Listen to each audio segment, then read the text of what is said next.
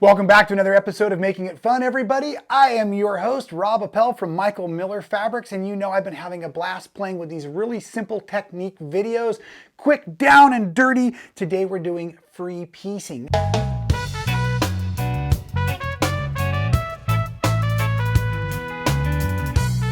Now, what is free piecing? Free piecing is anything outside of a pattern or a ruler or a template or structure. This is one of my favorite examples. I did this a long time ago, and part of what you're seeing is the texture and the quilting. Part of what you're seeing is the wonderful fairy frost from Michael Miller and other cool prints in there coming together. But you can see it's just an abstract and it's really fun. And I am super excited to show you how this comes together. Now, I got a little bit of a head start because I needed to build a bit of strips or strata so you could see kind of this free piecing in play.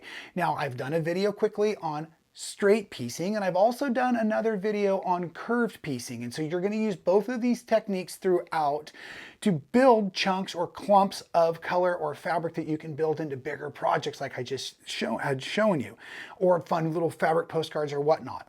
So what I like to really do in my free piecing is long series of strips at first, often in a monochrome or one color, and then I'm going to come back in here and I'm going to chop this up to add in a complementary color such as purple. But I've done some of the work, but we can always do more of the work, and that's the first point I can teach you today is for free piecing is don't give up too early and don't make too large of pieces. The smaller you work, the more intricate it is, the more lovely it looks when it's quilted, and I think you'll be more pleased. So that sample I showed you is kind of clumpy looking because it was large pieces. So skinny strips of color are going to be really interesting to look at in contrast to big wide strips of color. So let's lose this big wide strip of color right here, right now. So there's a couple of different ways you can do this. One, you can look at it just like it's a foundation. So I can just leave this base right where it is, and I can lay this other piece of fabric on here. Oops, I do see, and this is a good point, that this is not a straight line, right? So I want to make this a straight line, and you can see how accurate I'm going to be as I make that into a straight line. But at least now I have a running straight line that I can use for my 1/4 inch seam allowance.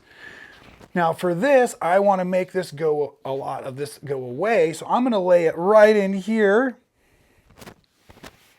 Then I'm going to come right to my machine, and now, because I'm using a solid, I'm technically right sides together. I'm going to do a 1/4 inch seam allowance, and I'm just going to kind of run with the edge of my foot running along my top fabric.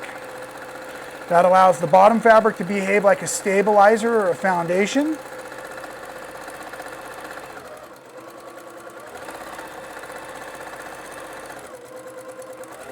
And one of the other keys is just let the fabric feel and feed its way as flat as possible through the machine, because it's very easy to get a lot of ripples and puckers and things. Now, before I cut anything, I'm going to open this up and make sure I've got a fun little reveal in there. And now I'm going to come here and I'm going to trim off my extra orange fabric, basically right to that 1/4 inch from the yellow from the top. I'm going to move everything out of the way on the ironing board. And here, yes, I can always worry about pressing to the dark side, but a lot of times, so much of this is just going to get overlapped. I'm just going to keep pressing in one direction. I often find that's easiest.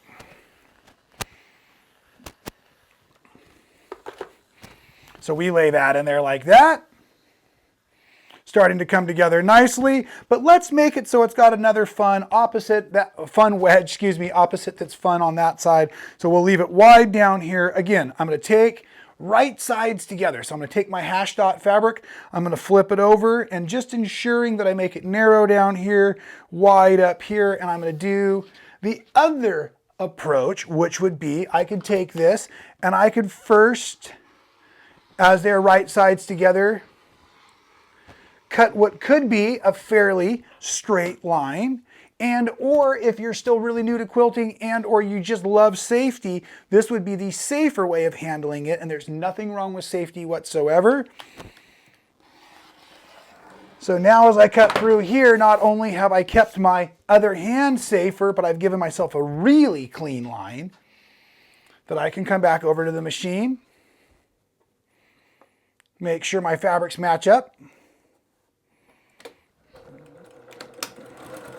and give it the old 1, 2, 3 with my 1/4 inch seam.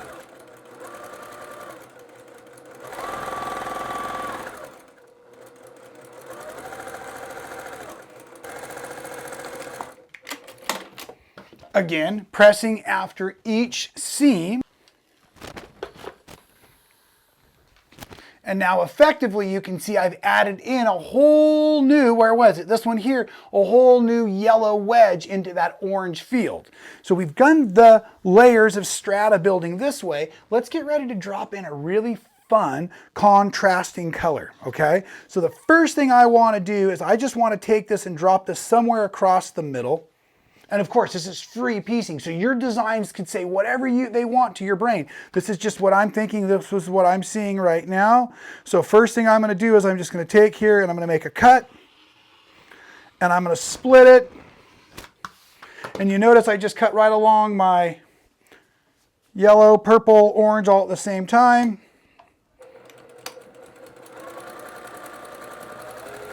Keeping my 1/4 inch seam allowance as much as possible.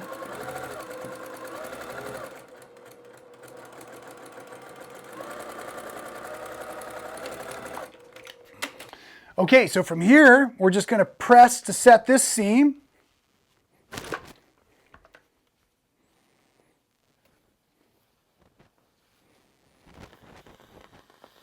And now what we want to do is we just want to kind of put this back together, but have a little bit of character in here. So why don't we set it about like yay, then we can just flip this right back over.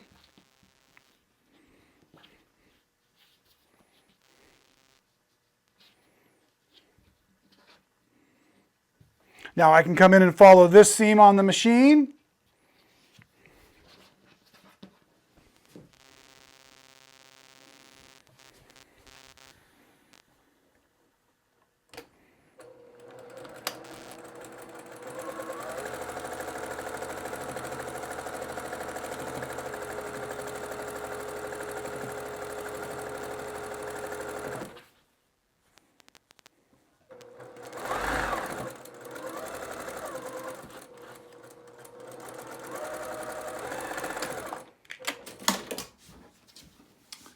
Open it up, make sure you love it before you trim it. And now again, we're just going to trim to our seam allowance. So first, here,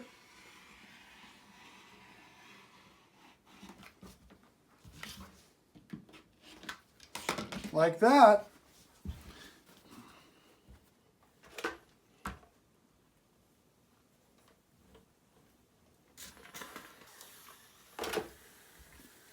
And we'll begin to play with building blocks or strips or units or whatever you want to call them like this, and just enjoy the creative process. And again, it creates a beautiful, beautiful place to stitch on for your machine quilting. Now, I will point out, I've done a few of these projects, but I've studied a lot of them.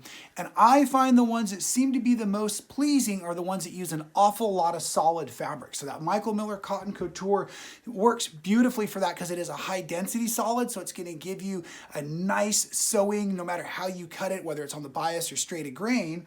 But also it's nice because when you have a lot of print and texture and stuff in there, it kind of says weird things in the color. So you're just often with your free piecing, you're playing with color, you're kind of making your own patchwork of fabric so that you have something to work with in your piecing, which is the second process like I just added in the purple. So how cool is that? It's just another super simple technique for your sewing skill set, right? Now you've got your straight piecing and you've got curve piecing and free piecing. And with those three skill sets, you can basically design any kind of quilt you would like to make. And just remember, as you practice in the basics, you'll continually improve and you'll be able to do more crazy arcs in your curves and longer straight lines and tiny little pieces and all that kind of wonderful fun stuff that brings us all together in this awesome world of quilting. So I'm glad you were here for a quick little video on technique. We will see you next time real soon right here at Making It Fun.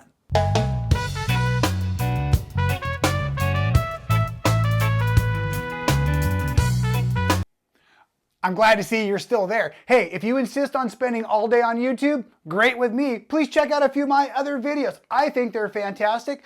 Hit that subscribe button, hit the bell to be notified. We'll see you next time for another helping of fun.